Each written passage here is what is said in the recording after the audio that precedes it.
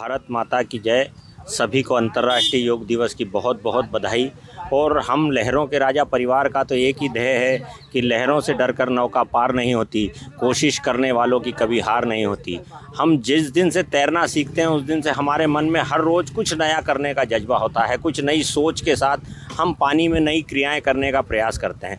उसी तारतम्य में पहले भी जब प्रधानमंत्री की तिरंगा यात्रा हुई थी तब हमने इन नदी पर तिरंगा यात्रा निकालकर पूरे भारतवर्ष में एक नया संदेश दिया था। उसके पश्चात हम इसी नदी पर कांवड़ यात्रा, इसी नदी पर प्रभात फेरी तक की संकल्पनाओं को भी कर चुके हैं। और उसी तारतम्य में आज अंतर्राष्ट्रीय योग दिवस पर पानी में सभी तरह के योग, जिसमें विशेष रूप से शवासन, प्राणायाम, शीर्षासन तक भी जो भार लगाने में भी असहज महसूस होता है उसे नदी पर करते भी हैं। और लगातार हम बच्चों को भी यही प्रशिक्षित करते रहते हैं कि आप जितना योग के साथ जुड़ेंगे, क्योंकि योग क्या है, सांसों पर व्यक्ति का जो विश्वास है वही योग है।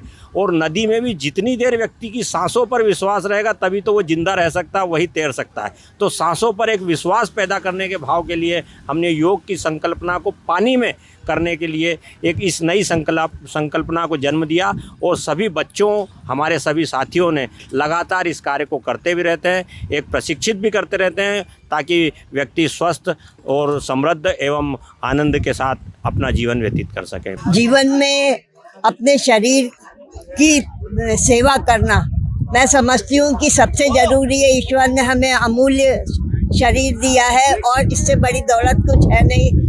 योग और तैराकी और जल योग, ये सब हमारे शरीर को, मस्तिष्क को उमंग से भर देता है और जीवन में आगे जाने के लिए अपना स्वस्थ शरीर बहुत जरूरी है। कितनी उम्र है आपकी? कब से? मैं लगभग 70 साल की होने वाली हूँ। यहाँ पर मैं मेरे बेटे को लेके आई थी और अभी 1.5 महीने पहले ही मैंने सब सीखा है। मैंने जीवन में कभी भी तैरने की तो कल्पना भी नहीं की थी कि मैं कभी तैर पाऊंगी, और ना मेरे मन में भी नहीं आया था कि हॉबी हो कि मैं तैरना चाहती हूँ या कुछ, कभी भी नहीं। वो यहाँ पर आके सब लोगों ने मुझे इतना प्रेरित किया, Sisodia sir, Sharma sir, Mahesh sir, Lacchu sir, Modi ji ने योग को इतना, तिवारी जी, पहले योग को लेकर इतना अवेयर नहीं थे लोग, लेकिन अब जो है बहुत ज्यादा लोगों में जागरूकता है। जी हाँ, भारत की प्राचीन परंपरा योग से जुड़ी थी और लोगों ने आधुनिकता के मोह में सब छोड़ दिया था। मोदी जी वो प्रेरणा स्रोत है जिन्होंने इसे पूरे विश्व में अच्छे स्वास्थ्य के लिए आगे बढ़ाया है।